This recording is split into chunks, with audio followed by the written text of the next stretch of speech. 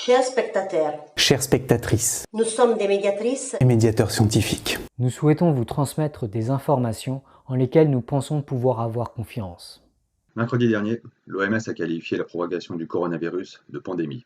C'est une situation inédite qui nous semble justifier notre mobilisation exceptionnelle. En ce moment même, de par le monde, des milliers de personnes infectées par la maladie Covid-19 sont en train de se battre pour leur vie. En Chine, le coronavirus a déjà causé des milliers de morts. Et si sa propagation semble aujourd'hui maîtrisée, cela n'a été qu'au prix de mesures de confinement très fortes. Dans le reste du monde, et particulièrement en Europe, sa progression continue à un rythme élevé. Dans certaines régions parmi les plus touchées, les médecins sont parfois contraints de choisir quels patients soigner Et quels patients ne recevront pas les soins adéquats faute de ressources humaines et matérielles suffisantes. Il semble urgent d'éviter que de tels dilemmes traumatisants se posent également à de nombreux autres médecins et familles. Certes, individuellement, vous qui regardez cette vidéo n'allez probablement pas mourir du coronavirus.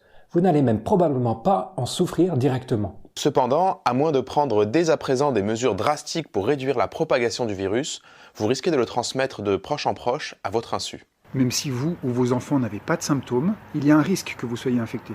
Vous risquez de devenir un maillon dans une chaîne de contamination qui pourrait toucher de plus larges populations, en particulier des populations plus vulnérables que vous. Or, ces populations auront besoin de soins intensifs.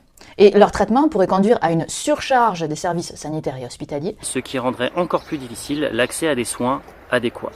La bonne nouvelle toutefois, c'est que vous pouvez agir. Vous pouvez aider à ralentir efficacement la propagation du coronavirus. Pour cela, il vous suffit de suivre les recommandations des services de santé et des gouvernements, même si celles-ci vous paraissent très contraignantes ou disproportionnées. Limitez vos interactions sociales. Annulez vos soirées. Éloignez-vous des foules. Lavez-vous régulièrement les mains avec du savon. Ne serrez pas les mains des autres. Et ne les embrassez pas.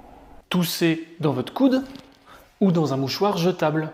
Évitez de toucher les boutons d'ascenseur, les digicodes, les rampes, les poignées de porte et tout ce qui est susceptible d'être manipulé par beaucoup de gens fréquemment. Et évitez de vous toucher le visage. Si vous toussez, si vous avez de la fièvre, si vous montrez des signes de la maladie, redoublez de précautions pour ne pas propager le virus. Restez au maximum chez vous pour protéger les autres et renseignez-vous sur les dernières recommandations en vigueur. Ne paniquez pas. Protégez-vous et protégez les autres.